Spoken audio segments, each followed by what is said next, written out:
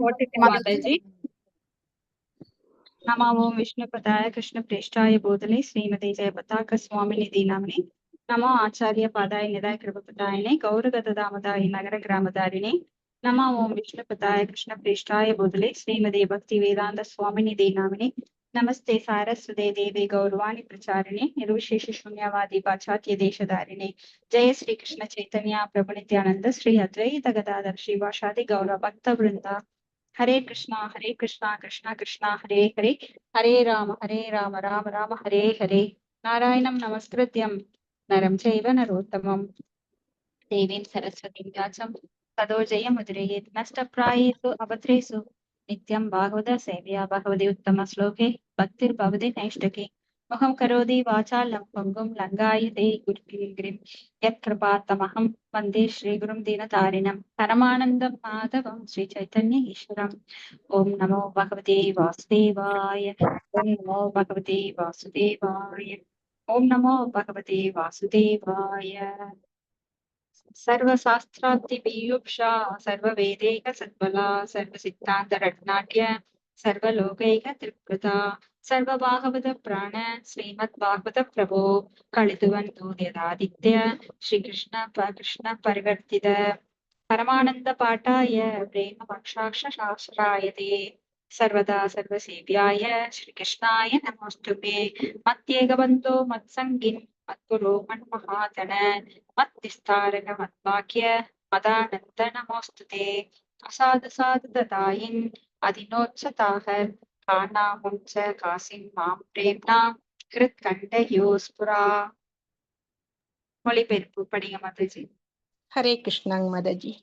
ஓ எல்லா வேத இலக்கியங்களில் இருந்தும் கடைந்தெடுக்கப்பட்ட அமிர்தமே, வேதங்களின் மிக முக்கியமான ஆன்மீக பழமே மற்றும் எல்லா தத்துவங்களின் முடிவுகளான ஆபரணங்களை கொண்டவரே, உலக மக்களுக்கு ஆன்மீக பார்வையை கொடுப்பவர் மற்றும் வைஷ்ணவர்களின் உயிர் மூச்சாக விளங்குபவரே, பகவானே, நீர் கலியுகத்தின் இருளை போக்குவதற்காக உதித்த சூரியன். உண்மையில் நீர் எங்களிடம் திரும்பி வந்த கிருஷ்ணர்.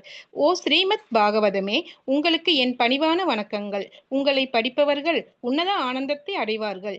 ஏனெனில் உங்கள் எழுத்துக்கள் அவர்களுக்கு தூய பக்தி தொண்டை பொழிகின்றது. நீங்கள் பகவான் கிருஷ்ணரின் அவதாரமாக இருப்பதால் எப்போதும் அனைவரும் உங்களுக்கு தொண்டு புரிய வேண்டும். ஓ ஸ்ரீமத் பாகவதமே, ஓ என்னுடைய ஒரே நண்பரே, உடன் இருப்பவரே, என்னுடைய ஆசிரியரே, என்னுடைய மிகப்பெரிய சொத்துமாகவும் விடுவிப்பவராகவும் இருப்பவரே, என்னுடைய மிக நல்ல பாக்கியம் மற்றும் ஆனந்தமாக இருப்பவரே, என்னுடைய மரியாதை கலந்த வணக்கங்களையும் ஏற்றுக்கொள்ளுங்கள்.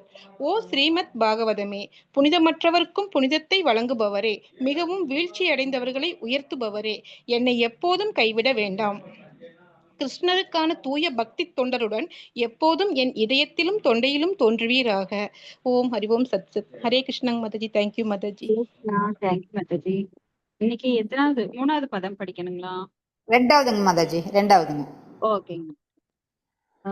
காண்டம் 4 2வது 2வது ஸ்லோகம். ஓம் நமோ பகவதே வாசுதேவாய. His Divine Grace பக்தி வேதாந்த சுவாமி ஸ்ரீல பிரபுபாதிக்கு ஜாய். சிவபெருமானை தட்சன் சபித்தல். இது ரொம்ப இன்ட்ரெஸ்டிங்கான சாப்டர். இது நுணுக்கமான விஷயங்கள் நிறைய நம்ம டிஸ்கஸ் பண்ணுவோம். அதனால கவனமா கேளுங்க. ஏன்னா நாமெல்லாம் வைஷ்ணவ நிந்தனை பண்ணக்கூடாது அப்படிங்கறதுல ரொம்ப கவனமா இருக்கணும். யாரெல்லாம் வைஷ்ணவர்கள் அப்படின்னா, நாம ஒரு தடவை நாமம் சொன்னாலே அவங்க வைஷ்ணவர்கள் தான். இதுக்கு சைத்தன்ய மகாபிரபுவிடம் அந்த டிஸ்கஷன்ல சைத்தன்ய சரிதாமிர்தத்துல சைத்தன்ய மகாபிரபு டிஸ்கஸ் பண்றாரு. அதுல அவர் கேக்குறார், யாரெல்லாம் வைஷ்ணவர்கள்னு கேட்கும்போது அவர் சொல்றார், யார் ஒரு முறை ஜெபித்தாலும் அவங்க வைஷ்ணவர்கள். அப்ப 2வது முறை யார் வைஷ்ணவர்கள் கேட்கும் போது அவர் சொல்றார், யாரெல்லாம் அந்த நாமத்தை தொடர்ந்து ஜெபிக்கிறார்களோ அவங்க வைஷ்ணவர்கள். 3வது முறை கேட்கும் போது அவர் சொல்றார், யாரெல்லாம் நாமத்தை சொல்லும் போது கண்களில் கண்ணீர் பெறுகின்றதோ, தன்னை மறந்து உற்சாகமாக அவங்க ஆடுவது, பாடுவது, மயக்கம் வருவது, மயக்கால்கள் குத்திட்டு நிற்பது போன்ற பரவச நிலையை அடைகிறார்களோ அவங்கெல்லாம் தூய வைஷ்ணவர்கள். சோ வைஷ்ணவர்கள் அப்படின்னாலே நாமம் சொல்லும்போது நாம பார்த்திருக்கிறோம் இல்லைங்களா? அஹோபாக்கியம்னு யாரெல்லாம் இந்த நாமத்தை சொல்கிறார்களோ அவங்க போன ஜென்மத்துல நிறைய புண்ணியம் பண்ணியிருக்கணும், பாவங்களை கழித்தவர்களாக இருக்கணும். அவங்க நாக்குல மட்டுமே இந்த நாமம் குடிகொண்டிருக்கும். அவங்கனால மட்டுமே ஜெபிக்க முடியும். நாமெல்லாம் சாதாரணப்பட்டவங்க இல்ல அப்போ. நாமெல்லாம் வந்து போன ஜென்மத்துல புண்ணியம் பண்ணினதுனாலதான் இந்த ஹரே கிருஷ்ண மந்திரம் நமக்கு கிடைத்திருக்கிறது. அதனால நாமெல்லாம் சாதாரணமா நினைச்சுக்க வேண்டாம். நம்மை நாம் தாழ்த்தி கொள்ளுவதோ உயர்த்தி கொள்ளுவதோ கூடாது. மனதால் ஒருவனை தாழ்த்தி கொள்ளவோ உயர்த்தி கொள்ளவோ கூடாது. சோ நாமெல்லாம் ஜபிக்கிறோம் அப்படின்னா நாமெல்லாம் கண்டிப்பா பாக்கியவான்கள். அப்போ யாரை நாம நிந்தனை பண்ணக்கூடாது, குற்றம் சொல்லுவது தேவையில்லாம. இன்ஃபர்மேஷன் வேற, ஆனா ஒண்ணுமே தெரிஞ்சுக்காம இருக்கக்கூடாது. ஆனா அதை பத்தியே எப்பவும் பேசிட்டு இருக்க கூடாது. குற்றம் சொல்லுவது அப்படின்னா ஒரு தடவைக்கு மேல சும்மா ஒரு தடவை டிஸ்கஸ் ஒரு தடவை சொல்லலாம். ஆனா அதையவே நம்ம திரும்ப திரும்ப மனசுக்குள்ள வச்சுட்டு அவங்க மேல பகை ஏற்படுறது, அவங்கள வந்து நிராகரிக்கிறது, அந்த மாதிரி செய்யக்கூடாது. உலகத்தை தெரிந்து கொண்டு வாழணும். ஏன்னா 3 விதமான பக்தர்கள் நம்மளுக்கு தெரியும். ஆரம்ப நிலை பக்தர்கள், அவங்க அப்பதான் கோயிலுக்குள்ள வந்திருப்பாங்க, ஆனா மத்தவங்கள மதிக்க மாட்டாங்க, அது ரொம்ப தப்பு. அவங்க வந்து பிராகிருத பக்தர்கள், அப்புறம் மத்தியம பக்தர்கள், அப்புறம் உத்தம பக்தர்கள். இப்படி பக்தர்களை நாம அடையாளம் கண்டுகொண்டு அவர்களுக்கு தகுந்த மரியாதையை கொடுக்க வேண்டும். இப்போ ரொம்ப முதல்ல கோயிலுக்கு வர்றாங்கன்னா அவங்க என்ன பண்ணுவாங்க, கர்மகாண்டிகள் எங்கெங்கயோ போயிட்டு இருந்தாங்க. ஹனுமான் கோயிலுக்கு போயிட்டு இருந்தாங்க, அவங்க முருகர் கோயிலுக்கு போயிட்டு இருந்தாங்க, விநாயகர் கோயிலுக்கு போயிட்டு இருந்தாங்க, கற்பூராயன் கோயிலுக்கு போயிட்டு இருந்தாங்க. இந்த மாதிரி எங்கெங்கயோ போயிட்டு இருந்தவங்க உயர்நிலையில இருக்கிற கிருஷ்ணர் கோயிலுக்கு வர்றது அப்படிங்கிறது எத்தேச்சியா அவங்களுக்கு ஒரு அதிர்ஷ்டத்தினால, சுக்ருதி, அதனால வருவாங்க. ஆனா அவங்களுக்கு தெரியாது அங்க ரூல்ஸ் அண்ட் ரெகுலேஷன், ஒரு பக்தர் எந்த விதமான ரூல்ஸ் எல்லாம் ஃபாலோ பண்ணணும். 64 பக்தி ரசாமிர்த சிந்துல ருஷில ரூப கோஸ்வாமி 64 முறைகளை நம்மளுக்கு சொல்லியிருக்காரு. எப்படி உட்காரணும் பகவான் முன்னாண்ட, எப்படி உள்ள காலை கழுவிட்டு வரணும், அங்க போய் வாயில எதுவும் மின்னுட்டு இருக்க கூடாது, கால் நீட்டி உட்காரக்கூடாது, மற்ற வைஷ்ணவர்களை குற்றம் சொல்லி கொண்டு அங்க உட்காரக்கூடாது, சண்டை பிடிக்க கூடாது, அங்க வந்து பகவான் திருவுருவத்தை காலில் தான் பார்க்கணும், எடுத்த உடனே நேரா முகத்தை பார்க்க கூடாது, எப்படி நாம வந்து மற்ற பிச்சைக்காரர்களை எல்லாம் நாம அங்க தானம் கொடுத்துட்டு போகக்கூடாது, அப்புறம் செருப்போட நடக்க கூடாது கோயிலுக்கு முன்னாடி. அங்க வந்து உள்ள போய் எத்தனை முறைகள் நாம வலம் வரணும், பகவானை உள்ள வலம் வர்றது எதற்கு சமம். அப்ப பகவானோட உற்சவர் சிலை வெளியில எடுத்துட்டு வரும்போது பகவானை சேவிக்கிறது எவ்வளவு நல்லது, இப்படி ஒவ்வொன்றும் நுணுக்கமாக நம்மளுக்கு சொல்லப்பட்டிருக்கு. ஆனா அவங்களுக்கு அதெல்லாம் தெரியாது. ஏதோ வந்தோம், பகவானே எனக்கு குழந்தை வேணும், எனக்கு பணம் வேணும், எனக்கு போஸ்டிங் வேணும், எனக்கு அது வேணும் இது வேணும். ஏன்னா பகவான் மேல அன்பு வளர்த்துக்கிட்டதுக்கு நம்மளுக்கு பண்ட மாற்று முறை கிடையாதுங்க. நான் இது கொடுத்தா நீ அதுதா. விநாயகர் கோயில்ல என்ன பண்ணுவோம், நம்ம 108 தேங்காய் உடைக்கிறோம். நான் பாஸ் ஆயிட்டேன்னா 108 தேங்காய் உடைக்கிறேன், கல்யாணம் ஆச்சுன்னா இவ்வளவு பண்றேன், எடைக்கெடை ஏதாவது தர்ற. அது மாதிரி பகவான்கிட்ட பேரம் பேசுறதுக்காக நாம கோயிலுக்கு போகல. பகவானுடைய திருவுருவத்தை, அது பிரதிமா மூர்த்தி நஹீதோ சாக்சாத் பிரஜேந்திர நந்தன, அவர் கல்லால சிலையோ இல்ல மண்ணாலான சிலையோ இல்ல உலோகத்தான சிலையோ கிடையாது. அவர் பகவானே இறங்கி வந்திருக்கார். சகுன வழிபாடு, நமக்கு நம்மளோட லெவலுக்கு தகுந்த மாதிரி இறங்கி வந்திருக்கார் அன்பு செலுத்திருக்காக. ஏன்னா நம்ம பகவான் ஒரு உயர்ந்தவர்னு நினைச்சுக்கிட்டோம்னா நம்மளால அன்பு செலுத்த முடியாது. அப்படித்தான் அர்ஜுனன் பண்ணினார். அர்ஜுனன் வந்து விஸ்வரூபத்தை பார்த்த உடனே, கிருஷ்ணா எனக்கு உனக்கு சம்பந்தமே இல்லை, நீ எவ்வளோ பெரியவன், நான் உன்னை வாடா போடான்னு கூப்பிட்டுட்டேனே, மாடு மேய்க்கிற சிறுவனே அப்படின்னு எல்லாம் கூப்பிட்டுருக்கிறேனே, நான் உன் மேல காலை போட்டு படுத்திருக்கிறேனே அப்படின்னு ரொம்ப கவலைப்படுறார். அப்புறம் கடைசியில என்ன சொல்றாரு, 4 கையுள்ள நாராயண ரூபமாக நீ வா அப்படிங்கிறார். அப்போ அவருக்கு அந்த க்ளோஸ் வரல. அந்த பர்சனலா எப்படி ஒரு ஃப்ரெண்ட்ஸ் வந்து அடிச்சுக்குவாங்க, தோள் மேல கை போட்டுக்குவாங்க, விளையாடுவாங்க. அப்போ அவர் வந்து மறுபடியும் சொல்றார், வேண்டாம் நீ பழைய கிருஷ்ணனாவே எனக்கு இரு, நண்பனாக, சக்கிய பாவம். அதுக்கே திரும்பி வர்றாரு. அப்புறம்தான் அவருக்கு கொஞ்சம் மனசுல நிம்மதி இருந்தது. ஏன்னா அவர் மிகப்பெரிய ரூபத்துல பார்க்கும்போது, ஏன்னா அதெல்லாம் ஒரு சிறு அம்சம். விஸ்வரூபம் அப்படிங்கிறது பகவானோட முழுசு இல்ல, 100% கிடையாது. அது ஒரு 0.01%. 0.0001% அந்த அளவுல தான் அவர் விஸ்வரூபத்தை காட்டுறாரு. அதே அவருக்கு வந்து கண்களால பார்க்க முடியல. மேல கீழே 8 திக்கு 10 திக்குகளும் காட்சி, எங்க பாரும் பகவானோட காட்சி. அவருக்கு அப்படியே மயக்கம் வருது. என்னால முடியல பகவானே, நீ வந்து போதும், நான் பார்த்தது என்னால உனக்கு பார்க்க முடியலங்கிறார். சோ ஒரு வைஷ்ணவர் அப்படின்னா மிக உயர்ந்த நிலையில இருக்கக்கூடியவர். பகவானோட நாமம் சொன்னாலே, ஏன்னா இந்த முக்குணங்கள் இருக்கிற எல்லாருக்குமே குறைகள் இருக்கு. நம்ம கிட்டயும் இருக்கு, அவங்க கிட்டயும் இருக்கு. ஆனா அவங்க குறையை நாம வந்து பிரித்து படுத்தி அதையே நினைச்சிட்டு இருந்தோம்னா பகவான் நம்ம கிட்ட இருக்க மாட்டார். ஏன்னா அங்க இருள் அடைஞ்சிடும். உள்ளத்துல இருள் அடைந்தால் பகவான் அங்க இருக்க மாட்டார். இப்ப நம்ம உள்ளத்தை சுத்தமா வைக்கும் போதுதான் சுத்தத்தில் சுத்தமான பகவான் அங்க குடியிருக்க முடியும். நம்ம உள்ளம் அழுக்கடைந்ததா இருந்தா பகவான் அங்க குடியிருக்க மாட்டார். இப்போ வைஷ்ணவ அபராதம் பத்தி தான் இங்க நம்ம பார்க்க போறோம். ரொம்ப ரொம்ப முக்கியமான சாப்டர். எப்படி இங்க வந்து தக்ஷன் சிவபெருமானை அவமதிக்கிறார். ஆனா சிவபெருமான் திருப்பி ஒண்ணும் செய்யல. ஏன்னா அவர் ஆத்மராமா, அவர் அனைத்தும் அறிந்தவர். அதனால அவர் வந்து திருப்பி அவமதிக்கல. நாமெல்லாம் ஒரு கன்னத்தில் அடித்தால் மறு கன்னத்தை காட்டுங்கிற அளவுக்கு இல்லைனாலும் நம்ம என்ன பண்ணணும், அடுத்தவங்க செய்யற குற்றத்தை மன்னித்து விட வேண்டும், மறக்க வேண்டும். இல்லைன்னா நம்ம உள்ளத்துல அவங்கள வச்சிருந்தோம் அப்படின்னா அவங்கள பாக்குறப்பெல்லாம் அதுதான் தோணும். அப்ப நம்ம உள்ளம் அழுக்கு படிந்ததா இருக்கும். அப்ப பகவான் அங்க குடியிருக்க மாட்டார். நம்மளோட முக்கியமான நோக்கம் என்ன, பகவானிடம் நாம் என்றும் அருகாமையில் இருக்கணும். அதுக்கு என்ன பண்ணணும்னா நம்ம உள்ளத்தை சுத்தமா வச்சிருக்கணும். பிறருடைய குற்றங்களை பெரிதாக எடுத்துக்கொண்டிருக்க வேண்டாம். அதை அப்படியே வெளிப்புறமா விட்டுறலாம். நம்ம உள்ளம் என்பது குப்பை கிடங்கு கிடையாது. உள்ளத்துல எப்பவுமே பகவான் குடியிருக்கிறார். அதனால அங்க குப்பை போட்டோம் அப்படின்னா பகவான் மறைச்சிருவார். இருப்பார், ஆனா நம்மளுக்கு தென்பட மாட்டார். சோ நம்மளுக்கு நிறைய உணர்தல் வேண்டும் என்றால், பகவானை பற்றிய புரிதல் வேண்டும் என்றால், நம்ம வந்து நம்ம உள்ளத்தை தூய்மையாக வைத்துக் கொள்ள வேண்டும். ஏன்னா உள்ளத்தில் தூய்மை இருந்தாக்கா நம்மளுக்கு எந்த கஷ்டங்களும் பாதிக்காது. அது அப்படியே புறத்திலேயே போயிடும். ஏன்னா புற உடல் அப்படிங்கிறது நம்மளுக்கு புற தாக்குதல், அதுல போயிட்டே இருக்கும். உள்ளத்துல வந்து உள்ள எதுவுமே உள்வாங்காது. கவலைகள், துன்பங்கள். ஸ்லோகம் 2. கஸ்தம் சாராச்சர குரும் நிர்ணவரம் சாந்த விக்கிரகம் ஆத்மாராமம் கதம் துவேஷ்டி ஜகதோ தைவதம் மகத். மொழிபெயர்ப்பு. இவ்வுலகிற்கெல்லாம் ஆன்மீக குருவாக விளங்கும் சிவபெருமான் பகையுணர்ச்சி ஏதுமில்லாதவர், அமைதி நிறைந்தவர் என்பதோடு தன்னுள் திருப்தியுற்றவரும் ஆவார். அனைத்து தேவர்களிலும் மிகச்சிறந்தவர்.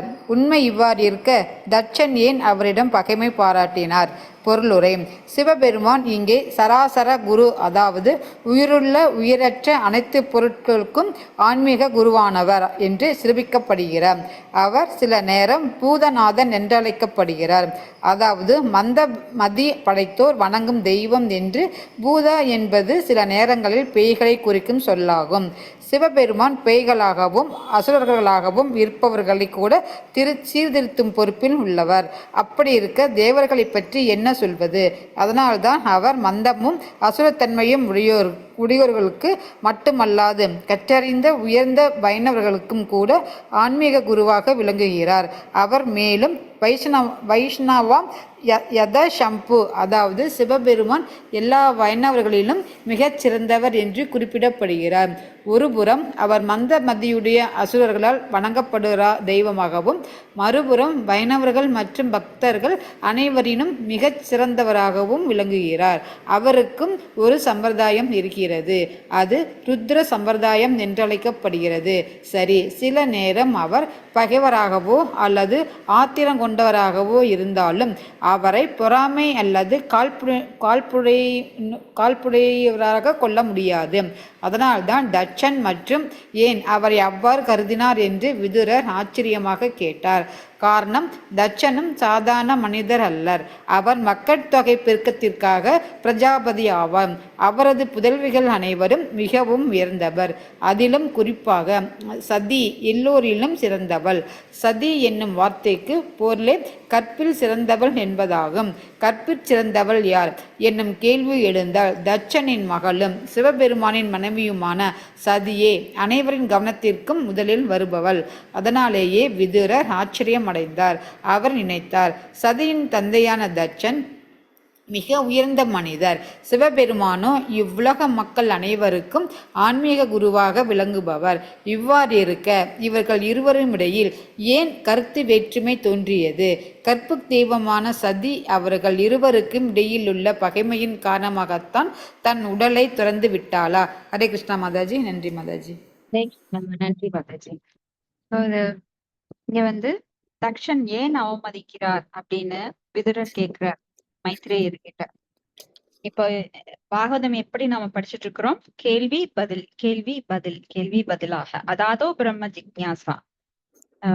இப்போ இவ்வாறு கேள்விகள் கேட்க பதில் கிடைக்கின்றது. அதன் மூலமா பாகவதம் பேசப்படுகின்றது.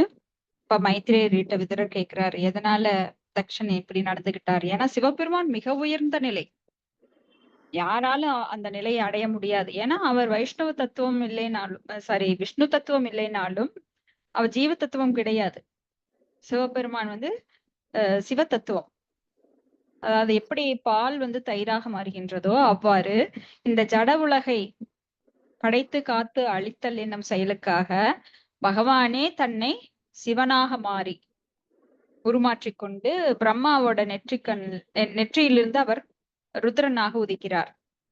இப்போ பிரம்மாவோட நெற்றியிலிருந்து வந்ததுனால பிரம்மாவுக்கு கீழே கிடையாது, பிரம்மாவை விட மிக உயர்ந்தவர். அவர் வந்து வைஷ்ணவானாம் யதா சம்போ அப்படின்னா மிக உயர்ந்த வைஷ்ணவர், வைஷ்ணவர்களில் முதல் தரமானவர். எப்போதும் பகவானுடைய நாமத்தை அவர் வந்து சொல்லிட்டே இருக்கார். நீங்க சிவனோட படத்தை பார்த்திருப்பீங்க, அவர் தியானத்துல உட்கார்ந்து இருக்கிற மாதிரி. யாரை குறித்து அவர் தியானம் செய்கிறார்? முழுமுதற் கடவுளான பகவான் கிருஷ்ணரை குறித்து அவர் தியானம் செய்து கொண்டிருக்கிறார். காசியில மிக புனிதமான சேத்திரம், கங்கை ஓடுகின்ற அந்த காசியில அவர் என்ன பண்றாரு அப்படின்னா, அங்க உயிர் விடும் அந்த ஜீவராசிகளுக்கு அவங்க காதுல அவர் ராம மந்திரத்தை சொல்லி அவங்களை எல்லாம் வழி அனுப்புறார், பகவானோட லோகத்துக்கு வழி அனுப்புறார். அப்ப காசியில இறப்பவர்கள் முக்தி அடைகிறார்கள் அப்படின்னு நாம கேள்விப்பட்டிருக்கோம் இல்லைங்களா? அப்ப சிவபெருமான் வந்து அவங்களுக்கு ராமநாமத்தை சொல்லி அவங்களை எல்லாம் பகவானோட லோகத்துக்கு அனுப்புறார். சிவனே வந்து அவருடைய அம்சமாக ஹனுமன் ரூபத்துல ராமருக்கு வந்து சேவை செய்கிறார். சிலரெல்லாம் கேட்பாங்க, அப்ப ஏன் வந்து ராமர் சிவலிங்கத்துக்கு பூஜை பண்ணினார் அப்படின்னு. இந்த கேள்வி எனக்கு கூட இருந்தது. அப்போ சிவன் தான் உயர்ந்தவர் அப்படின்னு சொல்றவங்க சில சமயம் பகவான் வந்து கிருஷ்ணர் அவதாரங்கள்ல சிவனை வழிபடுறதா இல்ல நம்ம கேள்விப்பட்டிருக்கோம். அப்ப எதனால அப்படின்னா சிவனுக்கும் விஷ்ணுவுக்கும் அதிகமான வேறுபாடு கிடையாது. ஏன்னா நாம ஒருவரை ஒருவர் மதிக்க கற்றுக்கொள்ள வேண்டும். அதைத்தான் வந்து இங்க அவதாரத்தின் போது அவர் பண்றார். அப்ப சாந்திபடி முனிவரை ஏற்றுக்கொண்டு அவருக்கு பணிவிடை செய்து அவர்கிட்ட இருந்து எல்லா பாடங்களையும் கத்துக்கிறார். எதனால? தத்தேவேதரோஜனக சயத் பிரமாணம் குருதே லோகஸ்தத் அனுவர்த்ததே. ஒரு உயர்ந்த மனிதன் எதை செய்கின்றானோ அதையே இந்த லோகம் எல்லாம் பின்பற்றும். அப்ப அரசன் எப்படியோ யதா ராஜா ததா பிரஜா, அரசன் எப்படியோ பிரஜைகள் அந்த மாதிரிதான் செய்வாங்க. அரசன் வந்து இப்போ உயர்ந்த இடத்துல இருக்கிற ஒரு அதிகாரி லஞ்சம் வாங்கினா, ஒரு பிரைம் மினிஸ்டர் இப்ப இருக்கிற நிலையில பிரைம் மினிஸ்டர் லஞ்சம் வாங்கினா கீழே இருக்கிற மினிஸ்டர்ஸ் என்ன பண்ணுவாங்க, நீங்க வாங்குற அளவுக்கு நாங்க கொஞ்சம் கம்மியா வாங்கிக்கிறோம்னு வாங்குவாங்க. அதுக்கு கீழே இருக்கிறவங்க அவங்களுக்கு கம்மியா வாங்குவாங்க. இல்ல அதிகமா வாங்கினாலும் தெரிய போறது இல்லை இப்பெல்லாம், அந்த அளவுக்கு டெக்னிக் எல்லாம் நிறைய வந்துருச்சு. சோ அது கீழ்நிலை வரைக்கும் வாட்ச்மேன் வரைக்கும் அவங்க என்ன பண்ணுவாங்க, ஊழல். மேல இருந்து கீழே வரைக்கும் எல்லா பக்கம் ஊழல். இதுதான் கலியுகம். இன்னைக்கு அதான் நடந்துட்டு இருக்கு. நாம ஒரு கவர்மெண்ட்ல ஏதாவது ஒரு அப்ளிகேஷன் கொடுத்தோம்னா இல்ல நம்மளுக்கு ஏதாவது ஒரு டிமாண்ட் இருந்ததுன்னா அவங்க என்ன பண்றாங்கன்னா லஞ்சம் வாங்கிட்டு தான் நம்மளுக்கு தர்றாங்க. அதெல்லாம் இப்ப வந்து ஒரு சாதாரண ரூல்ஸா போயிடுச்சு. லஞ்சங்கிறது பெரிய குற்றம் அப்படின்னு எல்லாம் அந்த காலத்துல சொல்லுவாங்க. ஆனா இப்பெல்லாம் அது சர்வசாதாரணமாயிருச்சு. அது இருந்தாதான் வேலையாகும். நம்மளுக்கு இயந்திரத்தனமான வாழ்க்கையில அதை கொடுத்துட்டு போயிட்டே இருக்கலாம்னு நம்மளும் பண்ணிட்டோம்.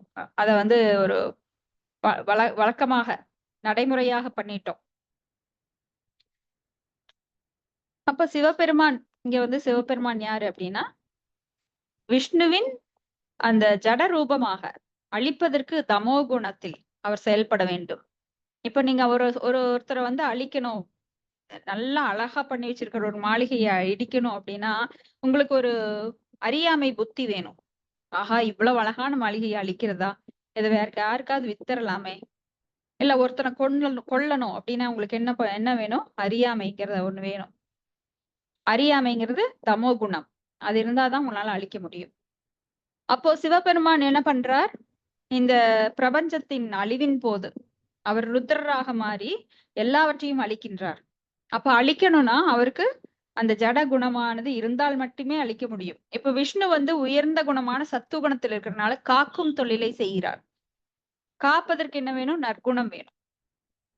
ரொம்ப நற்குணம் இருக்கிறப்ப என்ன பண்ணுவாங்க? எல்லாரையும் ஒரே மாதிரி பார்ப்பாங்க. அவங்களுக்கு உதவி பண்ணுவாங்க. இவன் என் எதிரி, இவன் என் நண்பன் அப்படின்னு பார்ஷியாலிட்டி பார்க்க மாட்டாங்க. எல்லாருக்கும் அவங்க வந்து கஷ்டத்துல இருக்கும்போது உதவுவாங்க. அப்ப விஷ்ணு அத செய்றார். பிரம்மா படைக்கும் தொழிலை செய்றார். படைக்கும் தொழில்னா என்ன? இந்த ஜட உலக படைப்பு. ஆன்மீக உலக படைப்பு கிடையாது. அப்ப ஜட உலகத்துல ரஜோகுண படைப்பு. ஜட உலகம் என்பது ஜெயிலு. ஜெயிலுக்குள்ள ஒருத்தர கொண்டு வர்றதுன்னா என்ன வேணும்? ரஜோகுணம் வேணும். அப்ப அந்த ரஜோகுணத்துல அவர் இருந்தால் மட்டுமே படைப்பை ஏற்படுத்த முடியும். ஏன்னா ஒரு மனிதன் மட்டும் ஒரு உயிர்வாழி கிடையாது. இங்க 7 வெரைட்டி இருக்கு. தாவரங்களாக, நீர்வாழ் உயிரினங்களாக, விலங்குகளாக, பறவைகளாக, அ மனிதர்களாக இப்படி எல்லாம் படைக்கணும். அப்ப இதுல வேறுபாடு காட்டணும். அப்ப வேறுபாடு காட்டணும். அதுக்கு தகுந்த மாதிரி ஒவ்வொருத்தருக்கும் ஒரு ஒவ்வொரு இனங்களுக்கும் அவர் வந்து அந்த புத்திய குடுக்கணும். அதுக்கெல்லாம் என்ன வேணும்? ரஜோகுணம் வேணும். இப்படி 3 பேரும் பிரம்மா, விஷ்ணு, சிவன் இவங்க வந்து படைப்பின் அதிபதிகளாக இருக்கிறாங்க. அப்ப சிவன் சாதாரணமானவர் கிடையாது. அவர் ஆசுதோஸ் அப்படின்னா நல்லதும் செய்வார். சீக்கிரம் வரம் குடுத்துருவார். ஏன்னா அவருக்கு ரொம்ப கருணையானவர். அதுபோல அவர் கோபம் வந்தா என்ன பண்ணுவார்? எல்லாத்தையும் அழிச்சிடுவார். குடுப்பார், எடுப்பார். குடுப்பார், எடுப்பார். ஆனா விஷ்ணு அப்படி கிடையாது. எப்படி கொடுக்க வேண்டும்? எப்படி கொடுத்தால் நம்மிடம் திரும்பி வருவார்கள்? ஒரு தாய் என்ன பண்ணுவாங்க? எப்ப பசிக்குமோ அந்த குழந்தைக்கு அளவா தருவாங்க. அதிகமா குடுத்தா என்ன ஆகும்? அது டைஜெஷன் ஆகாது. அப்ப அது வாமிட் பண்ணும். சோ அளவா குடுப்பாங்க. எந்த நேரத்துல குடுக்கணும்? எப்ப குடுக்கணும்? யார்கிட்ட குடுக்கணும்? யார் மூலமா குடுக்கணும்? அப்படிங்கிறது எந்த நேரத்துல எல்லாம் கரெக்ட்டா செய்வார் விஷ்ணு. ஆனா சிவன் என்ன பண்ணுவார்ன்னா, சில சமயம் அசுரர்களுக்கே வரம் தந்துடுவார். அதன் மூலமா அசுரர்கள் என்ன பண்ணுவாங்க? அட்டூழியம் பண்ண ஆரம்பிச்சுருவாங்க. அதுபோல பிரம்மாவை குறித்து தவம் பண்ற அசுரர்களும் வரத்த நெறைய வாங்கிருவாங்க. அது மூலமா அட்டூழியம் பண்ணுவாங்க. அப்புறம் தேவர்கள் வந்து அ வி விஷ்ணுவை அ விஷ்ணுகிட்ட வந்து கெஞ்சுவாங்க. இதெல்லாம் நாம பார்த்திருக்கிறோம் புராணங்கள்ல. இப்ப இங்கே சிவபெருமான் எப்பொழுதுமே வந்து ஆசைப்படாதவர். எதற்கும் ஆசைப்படாதவர். அவர் பார்த்தீங்கன்னா, ஒரு மான் தோலோ, புலித்தோலோ போர்த்தி இருப்பார். உடம்புல வந்து எந்த ஆபரணங்களும் அதிகமா வச்சுக்க மாட்டார். அவர் அப்பப்ப ஒரு சமயம் வந்து பார்வதி தேவி, சதி தேவி அவங்க வந்து கல்யாணத்துக்காக முற்றத்துல போர்ட்டிகோல நின்னு மேல மாடம்னு சொல்லுவாங்க. அதுக்கு அங்க நின்னு தனக்கு வரப்போற மணாளனைய அவங்க பாக்குறாங்க. அப்ப நெறைய பேர் வந்துட்டு இருக்காங்க. ஏன்னா அவங்க தவம் பண்ணி வரம் வாங்கிட்டாங்களோ தவிர சிவபெருமானை இன்னும் நேர்ல பார்க்கல. அப்புறம் யார் என்னுடைய கணவர் அப்படின்னு சொல்லி தோழிகளோட நின்னு பார்த்துட்டு இருக்கும்போது, ஆ அங்க குபேரன் வர்றாரு. அப்புறம் மன்மதன் வர்றாரு. இவராக இருக்குமோ? ஏன் இவ்ளோ அழகா இருக்காரு. இவரா தான் இருக்கணும் அப்படின்னு சொல்லி தோழிகிட்ட சொல்றாங்க. தோழிகள் எல்லாம் சொல்றாங்க, இவர் மன்மதன், இவரு குபேரன், இவரு வந்து முருகர் அப்படின்னு ஒவ்வொருத்தரையும் சொல்றாங்க. அங்க வர்ற அ பெரிய விருந்தினர்களை எல்லாம் பார்த்து பார்த்து இவங்களா இருக்குமோ? அவங்களா இருக்குமோன்னு. அப்போ சிவபெருமான் வர்றார். சிவபெருமான் உடுக்கைய அப்படியே ஆட்டிட்டு, ஜடாமுடி வச்சுக்கிட்டு, கழுத்து, இடுப்பு, கால் எல்லாத்துலயும் பாம்பு. அப்புறம் பார்த்தீங்கன்னா, ஜடாமுடி இப்படி இருக்கிற ஒரு சிவபெருமான் மிகவும் கோலம் வந்து ரொம்ப ஒரு மோசமான நிலையில இருக்குது. அ அவருடைய கோலம் கழுத்துல பார்த்தீங்கன்னா, மண்டையோடு, அதுல ஒரு மாலை மாதிரி போட்டிருக்காரு மண்டையோடு. அப்போ இது யார் இங்க இவங்களால விட்டது? அந்த சிவபெருமானுக்கு பின்னாடி பார்த்தீங்கன்னா, பூதகணங்கள். பூதகணங்களோட தோற்றம் எல்லாம் நம்மளுக்கு தெரியும். அப்படியே பெரிய பெரிய கண்கள், அப்படியே முடியெல்லாம் மேல தூக்கிட்டு இருக்கும். குள்ளையா இருப்பாங்க, குண்டா இருப்பாங்க, காதெல்லாம் பெருசா இருக்கும். வித்தியாசமான தோற்றம். சிவபெருமான் தான் படைச்சாரு அவங்களெல்லாம். அப்ப அவங்கெல்லாம் லைக் பேய்கள் மாதிரி இருப்பாங்க. இவங்களெல்லாம் யார் இந்த கல்யாண வீட்டுல விட்டது? யார் இவங்க? இவங்கள யார் உள்ள விட்டது? அப்படின்னு சொல்லும்போது தோழிகள் எல்லாம் சிரிச்சுட்டே சொல்றாங்க, இவர்தான் உன் கணவர் அப்படின்னு. அப்படியே அவங்களுக்கு மயக்கம் வந்துருது. ஐயையோ! இவரையா நானு இவ்வளவு தவம் பண்ணி சிவன் தான் வேண்டும் அப்படின்னு நினைச்சு நான் இவ்வளவு தவம் பண்ணினேன். இவர்தான் சிவனா? அப்படின்னு சொல்லி அப்படியே மயக்கம் போட்டுறாங்க. அப்போ தோழிகள்லாம் அப்படியே தண்ணிய தெளிச்சு மயக்கத்த தெளிவிச்சு, அ அ அப்படியே அப்படியே சமாதானம் பண்றோம். அப்போ விஷ்ணு வர்றார். அவ பார்வதி தேவியோட தமையன். அப்புறம் அவர்ட்ட கேக்குறாங்க.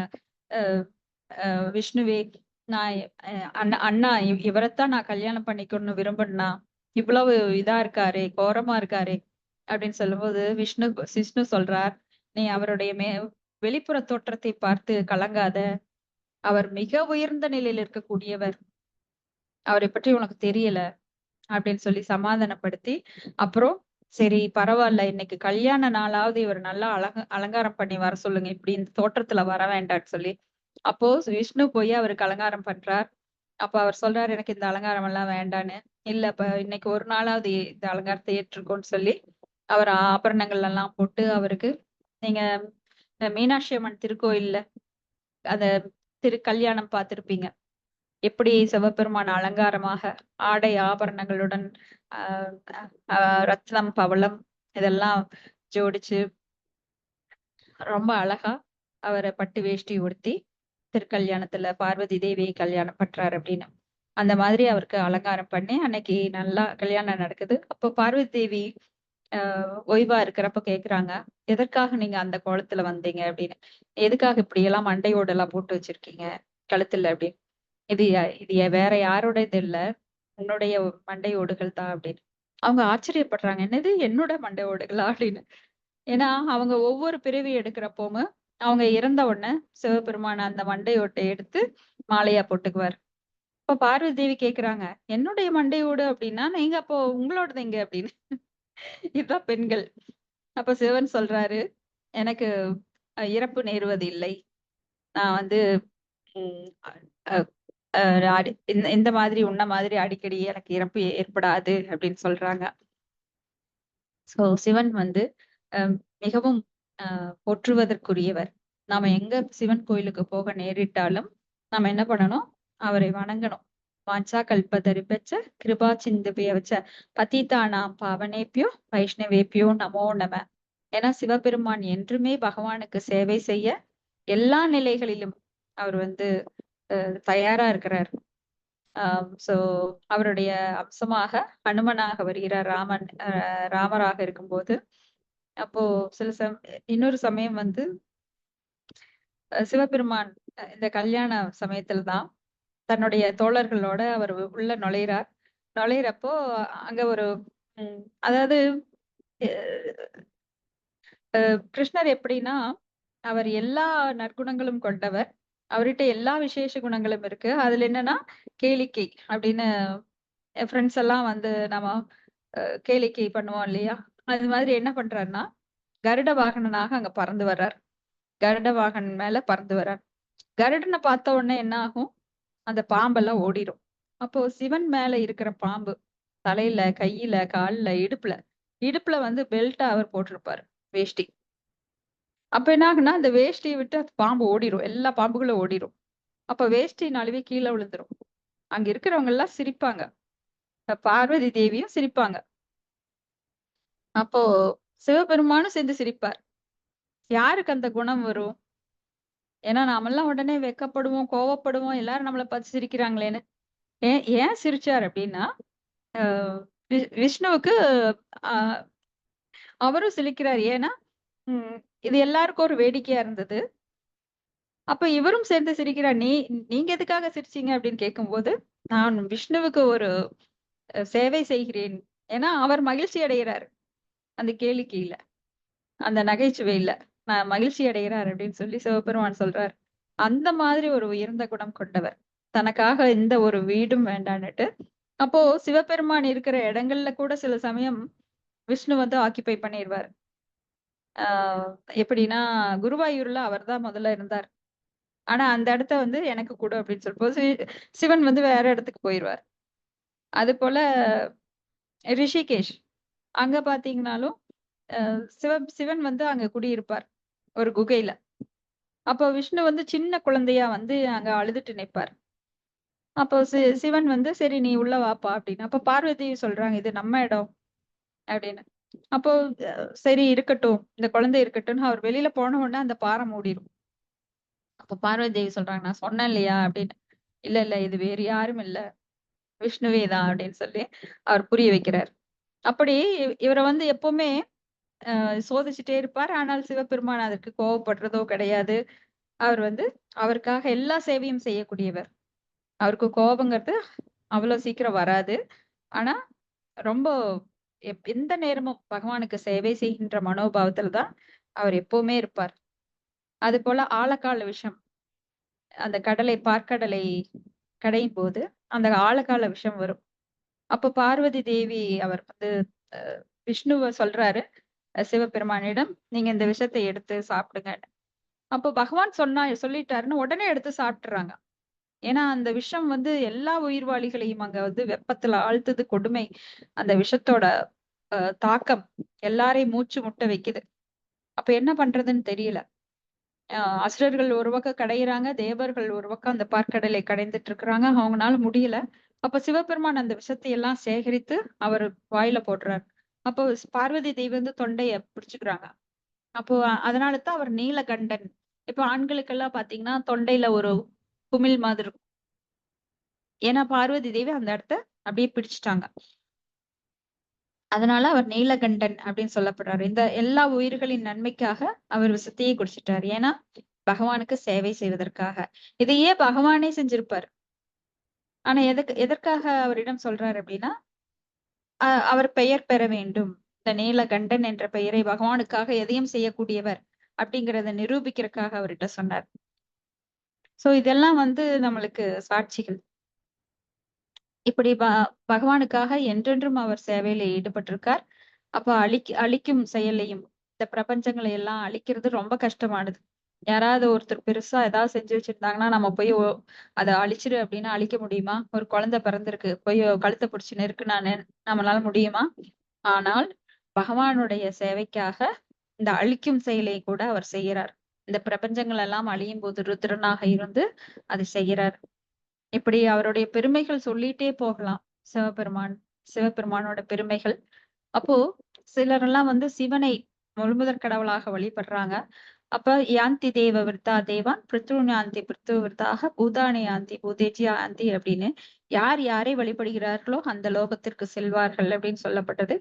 அப்ப சிவனை வழிபடுபவர்கள் எங்க போறாங்க அப்படின்னா ஆனா சிவனை வழிபடுறதுன்னா சிவனை வந்து எப்படி எந்த ஒரு அகைதுகை அப்பிரத்திகதா சிவனை வழிபடுறவங்க மோஸ்ட்லி எதுக்காக வழிபடுறாங்கன்னா அவர்கிட்ட இருந்து வாங்குறதுக்காக கர்மகாண்டிகளாக அதுக்காகத்தான் வழிபடுறாங்க. உண்மையான அன்போட கிடையாது. ஆனா கிருஷ்ண வழிபாடுல இது வந்து கர்மகாண்டியத்தை தவிர்த்து அது வேணும் இது வேணும் தவிர்த்து அன்பை வளர்த்து கொண்டு அப்படி சில பேர் வந்து அன்பை வளர்த்து கொண்டு சிவலோகத்திற்கு போனாலும் அங்க என்ன பண்றாருன்னா சிவன் வந்து அவங்களுக்கு பிராக்டிஸ் தர்றாரு. எதுக்கு? என்னை விட உயர்ந்த லோகம் இருக்கின்றது கோலோகம். அங்க போறதுக்காக அவங்க எல்லாம் சிவன் எப்படி தவத்தில் ஆழ்ந்திருக்கிறாரோ அது போல இவங்களும் பிராக்டிஸ் பண்றாங்க. சிவனோட சேர்ந்து சிவபெருமானோட சேர்ந்து தவத்துல ஆழ்ந்து இருந்து அங்க போறாங்க. அப்படி இல்லைனாலும் கூட சிவனோட லோகத்துக்கு போறவங்க மறுபடியும் ஆசைகள் இருக்கும் போது மறுபடியும் கீழ் உலகத்துக்கு திரும்பி வர்றாங்க. ஆனால் நத்தத் பாசியதோசியோ நசசாங்கோ நா பாவக எக்கத்வா நான் நிவர்த்தந்தே தத்தாம பரமம் மம. ஆனா வைகுந்தத்துக்கோ இல்ல கோலோக பிருந்தாவனத்திற்கோ செல்பவர்கள் கீழே வர வாய்ப்பே கிடையாது. ஆனா சிவலோகத்துக்கு போறவங்க கீழே வருவாங்க. இல்ல அங்கிருந்து மேல போவாங்க. எப்படி? அது திடமான மனதுடன் இருக்கும்போது சிவனுடன் சேர்ந்து தவம் செய்து மேலும் மேலும் அவங்க உயர்ந்த விடத்திற்கு உயர்த்தப்படுகிறார். சிவபெருமானால உயர்த்தப்படுறாங்க. அவர் வந்து அவங்களுக்கு சொல்லித் தர்றார். என்னை விட உயர்ந்த வழிபாடு அப்படின்னா ஆராதனாம் சர்வேசாம் விஷ்ணுர் ஆராதனாம் பரம் தஸ்மாத் பரதரம் தேவி ததியானாம் சமர்ஜனம் அப்படின்னு உயர்ந்த வழிபாடு விஷ்ணுவோட வழிபாடு. அதை விட உயர்ந்தது விஷ்ணுவின் அடியவர்களை வழிபடுவது அப்படின்னு சொல்லி அவங்களே மேல இன்னும் தன்னோட லோகத்துக்கு மேல அனுப்புறார். அப்போ நாம சிவன் அப்படின்னா ஒருத்தரை தான் நினைக்கிறோம். ஆனா 11 ருத்திரர்கள் இருக்கிறாங்க. அப்போ அதுல வந்து சதா சிவம், சதா அப்படின்னா எப்பொழுதும் நிரந்தரமான. அப்போ அவர் எங்க இருக்கிறார் அப்படின்னா வைகுண்ட லோகத்துல இருக்கிறார். இங்க இருக்கிற சிவன் சிவலோகத்துல கைலாய மலை அங்க வந்து பார்வதி தேவியோட இருக்கிறார். இப்படி பல ரூபங்கள்ல அவர் இருக்கிறார். ஆனா நம்மளுக்கு தெரிஞ்ச விஷயமும் ஒரு சிறு துளி. கற்றது கைமண் அளவு, கல்லாதது உலகளவு அப்படின்ற மாதிரி.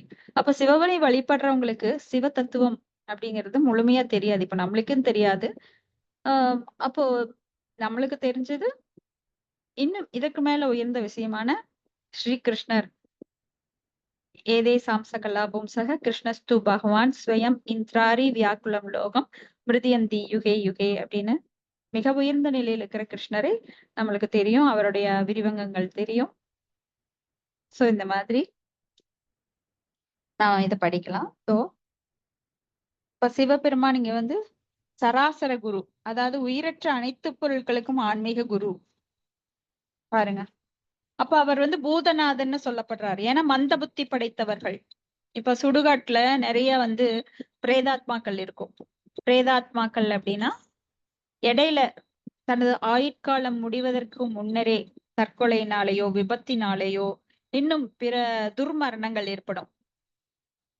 அப்ப அந்த துர்மரணங்கள்னால என்ன ஆகும், அவங்களோட ஆத்மாக்கள் பிரேதாத்மாக்கள் ஜட உடல் இருக்காது, ஆனா சூட்சும உடல் இருக்கும். அவங்களுக்கு பசி தாகம் எல்லாம் இருக்கும். அப்ப என்னன்னா அது சுடுகாட்டுல அலைஞ்சிட்டு இருக்கும். அப்ப அந்த பிரதோஷ நேரம் அப்படின்னு உயிர்வாளிகள் எல்லாம் அமைதி அடைகின்ற நேரத்துல யாரெல்லாம் வெளியில சுத்திட்டு இருக்காங்களோ, இது இப்பெல்லாம் வந்து பேய்கள் மாதிரி தான் எல்லாமே சுத்துறாங்க. நடுஇரவுல சுத்துறாங்க. ஐஐடி சாரி இந்த ஐடில ஒர்க் பண்றவங்க அவங்க எல்லாம் வந்து நடுராத்திரில தான் சுத்திட்டு இருக்காங்க. அதனாலதான் அவங்களுக்கு எல்லாம் சீக்கிரம் வந்து மன உளைச்சல் ஏற்படுது. ரொம்பவும் வீக்கா இருக்கிறாங்க பாருங்க, அவங்களுக்கு சீக்கிரம் அந்த பிரேதாத்மாக்கள் அவங்க உடம்புக்குள்ள பூதருக்கு நிறைய வலி இருக்கும். ஏன்னா ரொம்ப சோர்வடைபவர்கள், மன கலக்கமுற்றவர்கள் அவங்களுக்கெல்லாம் வந்து சீக்கிரம் பேய் பிடிச்சிடும். அதுவும் இல்லாம அதற்கு மேல விதின்னு இருக்கும். அப்ப இவங்களெல்லாம் என்ன பண்றாருன்னா, இப்ப நம்ம திதியோட கஷ்யப்பர் திதி எப்படி வந்து ஒரு அன்டைம்ல உடல் உறவு கொண்டார்கள். அதனால அவங்களுடைய கருவுல அந்த பிரேதாத்மா அசுரர்கள், அசுர குணம் கொண்டவர்கள் வந்து அவங்க கர்ப்பப்பையில போற மாதிரி, அந்த விந்துவின் மூலமா போற மாதிரி சிவபெருமான் இது பண்றாரு. அப்போ திதி கூட சொல்லுவாங்க இல்லையா, சிவபெருமான் வந்து என்னோட தங்கச்சி கணவர் தான், அக்கா கணவர் தான், அதனால அவரு நம்மளுக்கு லீனியண்டா இருப்பாரு, அவ்வளவு ரூல்ஸ் எல்லாம் பார்க்க மாட்டாரு அப்படின்னு. அப்ப கஷ்யப்ப முனிவர் சொல்றாரு, அப்படியெல்லாம் கிடையாது, அவர் உனக்கு உறவுங்கிறத விட பகவானுக்கு சேவை செய்யக்கூடியவர், அதனால என்னைக்கும் அவர் தவற மாட்டார். எப்படி யமராஜர் வந்து கரெக்டா எல்லாருக்கும் அந்த தண்டனைகளை தருகிறாரோ, அது மாதிரி இங்க சிவபெருமான் வந்து மிக உயர்ந்த நிலையில இருக்கிறாரு. நீ தங்கச்சி, அண்ணன், தம்பி, மாமன், மச்சான் அதெல்லாம் பார்க்க மாட்டாரு அப்படின்னு சொல்லி அவர் சொல்றார். அதே மாதிரி அவங்களுக்கு ஹிரண்யகசிபு, ஹிரண்யாக்ஷன் அப்படின்னு அசுர குழந்தைகள் பிறந்தாங்க. சோ இந்த மாதிரி மோசமான உறவில் ஈடுபடுபவர்கள் அவங்க கருவுல என்ன ஆகும்னா இந்த பிரேதாத்மாக்களை உள்ள பூத்திடுவார் சிவபெருமான். அதனாலதான் சிலருக்கெல்லாம் வந்து குழந்தைகள் மனுஷ உருவுல பிறந்தாலும் அசுர குணத்துல இருப்பாங்க. நாம சில சில வருடங்களுக்கு முன்னாடி கூட நாம பார்த்தோம், ஒரு பையன் என்ஜினியரிங் படிச்சு கூட நல்ல நல்ல யூனிவர்சிட்டியில படிச்சவன், ஆனா ரொம்ப மோசமா ஒரு சின்ன குழந்தைய பாலியல் பலாத்காரம் பண்ணினதும், அப்புறம் பெற்றோரை அவங்க அம்மாவையே கொன்னுட்டான். இவ்வளவு ஒரு கீழ்த்தரமான புத்தி அந்த பையனுக்கு ஏன் வந்தது? கண்டிப்பா போன பிறவில் அவன் உருவம் தான் மனித உருவம், ஆனா அத ரொம்ப அசுர குணம் கொண்டவனாக இருக்கிறான் அப்படின்னா அதுக்கு கண்டிப்பா அவன் செய்த பாவ வினைகள். அவங்க அம்மா அப்பா வந்து மோசமான நேரத்துல உடல் உறவுல ஈடுபட்டு இருப்பாங்க. சோ என்னதான் சட்டம் நம்மளை அனுமதித்தாலும் அந்த காலத்துல எல்லாம் சொல்லுவாங்க, அந்த காலத்துல அப்படி எப்பொழுதும் கூடுவதற்கோட நேரம் இருக்காது. ஏன்னா கூட்டு குடும்பம், ஒரே ஒரு பெட்ரூம் தான் இருக்கும். அப்படியே இருந்தாலும் முதல்ல கல்யாணம் ஆறப்போ நல்ல நேரத்துலதான் அவங்கள விடுவாங்க. ஆனா இன்னைக்கு எல்லாம் வந்து என்னென்னவோ நடக்குது. அதையெல்லாம் நாம பேச வேண்டாம். இப்படி பேய்களையும் அசுரர்களையும் கூட சீர்திருத்தும் பொறுப்புல சிவபெருமான் இருக்கிறார். சோ அவங்களை எல்லாம் அடக்கி ஆள்வது அவர்தான். சுடுகாட்டுல இருந்து நகரத்து நம்ம நகரத்துக்குள்ள உள்ள வராம பேய்களை தடுக்கிறது அவர்தான். எத்தனையோ ஆத்மாக்கள் இருக்கு. அதெல்லாம் இந்த ஊருக்குள்ள சுத்துச்சுன்னா என்ன ஆகும்? நாமெல்லாம் யாருமே இருக்க முடியாது. சோ அதையெல்லாம் அந்த பொறுப்பை எடுத்துக்கிறவர். அந்த மோசமான தீய ஆத்மாக்கள் பொறுப்பை எடுத்துக்கிட்டு அவர் சீர்திருத்தும் பொறுப்பில் இருக்கிறார். மந்தமும் அசுரத்தன்மையும் உடையோருக்கு மட்டுமல்லாது கற்றறிந்த உயர்ந்த வைஷ்ணவர்களுக்கும் கூட ஆன்மீக குருவாக விளங்குகிறார். அப்ப சுடுகாட்டுல பேய்களை மட்டும்தான் இது பண்றாரா? அப்படி கிடையாது. உயர்ந்த வைஷ்ணவர்களுக்கு கூட ஆச்சாரியராக அவர் இருக்கிறார். அப்போ ஒரு புறம் அவர் மந்த புத்தியுடைய அசுரர்களால் வணங்கப்படும் தெய்வம், மற்றொரு புறம் வைஷ்ணவர்கள் மற்றும் பக்தர்கள் அனைவரிலும் மிகச்சிறந்தவராக விளங்குகிறார். அவருக்குன்னு ஒரு சம்பிரதாயம் இருக்கு. என்னது? ருத்ர சம்பிரதாயம். 4 விதமான சம்பிரதாயங்கள் வேதங்களால் சொல்லப்படுது. ருத்ர சம்பிரதாயம், பிரம்ம மத்துவ கௌடிய சம்பிரதாயம், ஸ்ரீ சம்பிரதாயம், 4 குமார சம்பிரதாயம். இந்த 4 தான் நம்மளுக்கு சொல்லப்படுது. அதுல நம்மளோடது என்ன? பிரம்மா மூலமா வர்றதுனால பிரம்ம மத்துவ கௌடிய சம்பிரதாயம் நம்மளோடது. ஸ்ரீ சம்பிரதாயம்னா நம்ம தென்னிந்தியால அதிகமா இருக்கு. ஸ்ரீபாத ராமானுஜாச்சாரியார் அவர்களை பின்பற்றி லக்ஷ்மி தேவி அந்த சிவப்பு கலர் நாமம் போட்டிருப்பாங்க. இந்த மாதிரி அப்போ ருத்ர சம்பிரதாயம் அப்படின்றது சிவபெருமானோட சம்பிரதாயம். சில நேரங்களில் அவர் பகைவராகவோ அல்லது ஆத்திரம் கொண்டவராகவோ இருந்தாலும் அவர் பொறாமை அல்லது காழ்ப்புணர்ச்சி கொண்டவராக கிடையாது. அவர்கிட்ட எந்த ஒரு பொறாமையும் கிடையாது. யார்கிட்ட காழ்ப்புணர்ச்சியும் கிடையாது. அப்படி இருக்க ஏன் இவர் தக்ஷன் இப்படி பண்ணினார் அப்படின்னு விதுரர் கேட்கிறார். ஏன்னா தக்ஷன் யாரு? அவரும் சாதாரண மனிதர் கிடையாது. அவர் பிரஜாபதி. மக்கள் தொகை பெருக்கத்திற்காக பிரம்மா படைச்சார். அவருக்கு ரொம்ப நல்ல நல்ல குழந்தைகள். சதி தேவியே அவங்க மகளா வந்திருக்காங்க. சதி அப்படின்னா என்ன? கற்பில் சிறந்தவள். சதி தேவி ரொம்ப அழகா இருப்பாங்க. அவங்க சிவபெருமானை தவிர யாரையுமே நினைக்க மாட்டாங்க எந்த ஜென்மத்திலையும். எல்லா ஜென்மத்திலயும் அவருக்காகத்தான் அவங்க போராடி தவம் பண்ணி அவங்களையே அடைவாங்க. இப்ப தக்ஷன் சாதாரணமானவர் இருந்தார். சாதாரணமானவர் கிடையாது. இருந்தாலும் ஏன் சிவபெருமானை அவமதித்தார்? எந்த கருத்து வேறுபாடு அவங்களுக்கு இருந்தது அப்படின்னு இப்ப கேக்குறார். அதுக்கு பின்னாடி பதில பார்க்கலாம். பதம் 3. ஏதத் ஆக்ஞாஹி மே பிரம்மன் ஜாமாது ஸ்வசீரஸ்ய வித்வேஸ்ய யத பிரம்மணாஸ் பிராணாம் தத்யஜேதுத் தியஜான் சதி. ஹரே கிருஷ்ணா.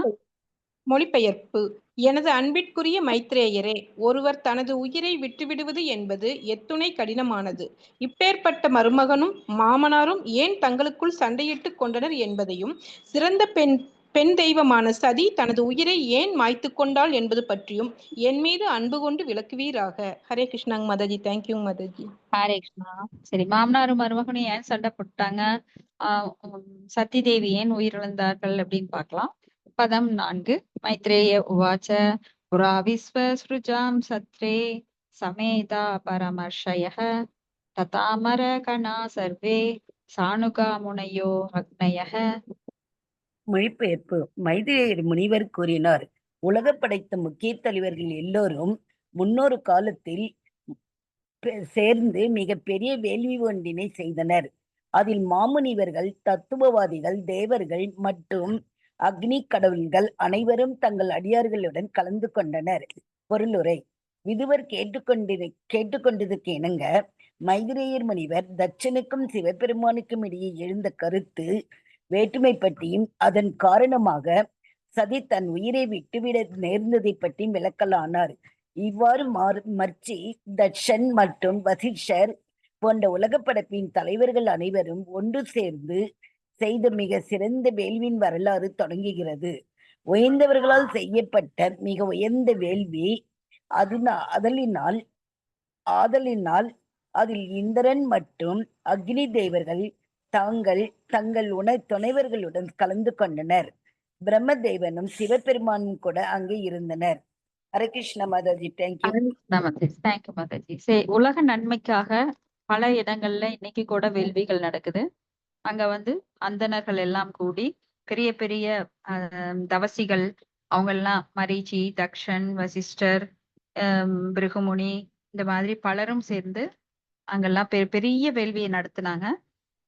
அதற்காக பிரம்மதேவன், சிவபெருமான் கூட அங்க வந்தாங்க. ஸ்லோகம் 5. தத்ர பிரவிஷ்டம் ரிஷயோ திருஷ்ட்வார்கம் இவ ரோசிஷா பிராஜமானம் விசிமிரம் குர்வந்தம் தன் மகத் சதக. ஹரே கிருஷ்ணா. ஹரே கிருஷ்ணா. மொழிபெயர்ப்பு. பிரஜாபதிகளின் தலைவரான தக்ஷன் அந்த வேள்வி சாலையினுள் நுழைந்த பொழுது அவனது உடலில் இருந்து வீசிய ஒளியானது சூரியனது பொற்கதிர்களைப் போல் ஒளிர்ந்தது. அவ்வேள்வி சாலையினையே ஒளிமிக்கதாய் செய்தது. அங்கு கூடியிருந்த அனைவருமே அவர் முன் சிறப்பிழந்து போனார்கள். ஹரே கிருஷ்ணமது. ஹரே கிருஷ்ணமதி. இப்ப பிரஜாபதியான தக்ஷன் அவர் ரொம்ப பவர்ஃபுல்லான ஒரு ஆளா இருந்தாரு. மிகவும் உயர்ந்த நிலையில இருந்ததுனால அவரது ஏன்னா அவரு அந்த நிலையை அடையறதுக்கு பல தவங்களை செஞ்சிருக்கணும். அவருடைய உடல் இருந்து அப்படியே ஒரு தேஜஸ் அங்க ஒளிர்ந்தது. அதனால அங்கிருந்த எல்லாருமே பெரிய பெரிய இந்திரன், சந்திரன் அவங்க எல்லாம் கூட அந்த ஒளியின் முன்னாண்டு சிறப்பிழந்து இருந்தாங்க அப்படின்னு சொல்லப்படுது. அடுத்து ஸ்லோகம் 6. உததிஷ்டன் சதஸ்யாஸ்தே ஸ்வ ஷஹாக்னயஹ ஹ்ருதே விரிஞ்சாம் சர்வம் ச தத் பாசாசிப்த சேதசஹ. ஹரே கிருஷ்ணா. மொழிபெயர்ப்பு. அவரது உடலிலிருந்து வீசிய ஒளியின் தாக்கத்தினால் சிவபெருமானையும் பிரம்மதேவனையும் தவிர அங்கிருந்த அக்னி தேவர்கள் உட்பட அனைவரும் தட்சனுக்குரிய மரியாதை நிமித்தம் தங்கள் இருக்கைகள் இருந்து எழுந்து நின்றனர். ஹரே கிருஷ்ணா மாதாஜி. ஹரே கிருஷ்ணா மாதாஜி. சோ இப்படி தக்ஷன் உள்ள நுழையிறப்போ அந்த வேள்வி யாகம், பெரிய யாகம், அதுல பல தவசிகள், முனிவர்கள், தேவர்கள், சாதாரண மக்கள் இப்படி எல்லாருமே இருக்காங்க. அப்ப அவர் நுழையிறப்போ அங்க ஒரு பெரிய ஒரு தலைவர் எப்படி நுழையிறாரோ அந்த மாதிரி அங்க எல்லாருமே ஃபீல் பண்றாங்க. ஹரே கிருஷ்ணா மாதாஜி. அடுத்து ஸ்லோகம் படிங்க மாதாஜி. ஸ்லோகம் படிங்க. ஹரே கிருஷ்ணா. பதம் 7. சதசஸ்பதிபி தக்ஷோ பகவன் சாது சத்கிருத அஜம் லோக குரும் நத்வா நிஷாசாத தத் ஆஞ்சயா. ஹரே கிருஷ்ணா. மொழிபெயர். அப்பெரிய வேள்வி கூடத்தின் தலைவராக விளங்கிய பிரம்மதேவனால் தட்சன் முறைப்படி வரவேற்கப்பட்டார். பிரம்மதேவனுக்கு மரியாதை செலுத்திய பிறகு அவரது ஆணையின் பேரில் தட்சன் தனது இருக்கையில் முறைப்படி அமர்ந்தார். ஹரே கிருஷ்ண. தட்சன் பிரம்மதேவனால் தலைவராக விளங்கியவர் பிரம்மதேவனால் தட்சன் முறைப்படி வரவேற்கப்பட்டார். பிரம்மதேவனுக்கு மரியாதை. ஹரே கிருஷ்ண. ஹரே கிருஷ்ண மாதாஜி. அப்போ இங்க தக்ஷன் நுழையும் போது பிரம்மதேவர், சிவபெருமானை தவிர எல்லாருமே எழுந்திருக்கிறாங்க. என்ன காரணம்? பிரம்மதேவன் அவருடைய தந்தை, அதனால அவர் எந்திரிக்க வேண்டிய அவசியம் கிடையாது. ஆனா சிவபெருமான் எந்திரிக்கல. இதுக்கு என்ன காரணம்னு பின்னாடி பார்க்கலாம். அடுத்த ஸ்லோகம் 8.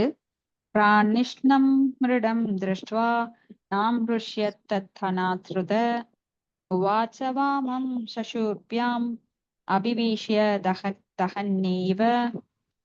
ஹரே கிருஷ்ணா. மொழிபெயர்ப்பு. இருப்பினும் தனது இருக்கையில் அமர்வதற்கு முன்னர் சிவபெருமானை பார்த்த தட்சன் அவர் தனக்கு எந்தவித மரியாதையும் செலுத்தாது அமர்ந்திருந்ததைக் கண்டு மிகவும் ஆவேசமுற்றார். ஆத்திரத்தினால் அவனது இரு விழிகளும் சிவந்தன. எனவே அவர் சிவபெருமானுக்கு எதிராக மிகவும் கடுமையான வார்த்தைகளை கூறத் தொடங்கினார். பொருளுரை. தட்சன் தனது மருமகனான சிவபெருமானும் ஏனையவர்களோடு சேர்ந்து எழுந்து நின்று தனக்கு மரியாதை செலுத்தி இருக்க வேண்டும் என்று நினைத்தார். ஆனால் சிவபெருமானும் பிரம்மதேவனும் தேவர்களில் முதல்வர்கள் ஆனதினால் அவர்களது நிலையோ தட்சனை விட உயர்ந்ததாகும். இதனை பொறுத்து கொள்ளாத தட்சன் சிவபெருமான் வேண்டுமென்றே தன்னை அவமதித்து விட்டதாக கருதினார். எப்போதுமே தட்சனுக்கு சிவபெருமானை பிடிப்பதில்லை. மிக எளிமையான ஆடையணிந்து ஒரு ஏழையைப் போல் அவர் காட்சியளிப்பது தட்சனுக்கு அவர் மீது வெறுப்பினையே ஏற்படுத்தியது. ஹரே கிருஷ்ண மாதாஜி. ஹரே கிருஷ்ண மாதாஜி. தக்ஷன் தனது மருமகனான சிவபெருமான் எல்லார்கூடையும் மரியாதை எனக்கு செலுத்திருக்கணும். நான் வரும்போது எந்திரிக்காம உட்காந்துருக்காரு. பிரம்மதேவர் அப்பா தந்தை மகனுக்கு மரியாதை செலுத்த வேண்டியதில்லை. மகன் தான் தந்தைக்கு மரியாதை செலுத்தணும். அதுல ஒரு காரணம் இருக்கு. ஆனா மருமகன் எந்திரிச்சிருக்கணும் இல்லையா? ஏன்னா முதலே வேண்டாத மருமகன், அவருக்கு பிடிக்கல பார்வதி தேவி சிவபெருமானை கல்யாணம் பண்றது. ஏன்னா பார்வதி தேவி ரொம்பவும் கல்வியிலும் சரி அழகிலும் சரி தேர்ந்தவளாக இருந்தாங்க எல்லா விதத்திலையும். ஆனால் சிவபெருமானும் ரொம்ப தோற்றத்திலும் எளிமையானவராக இருக்கிறதுனால சிவபெருமானுடைய மகிமை இவருக்கு தெரியல.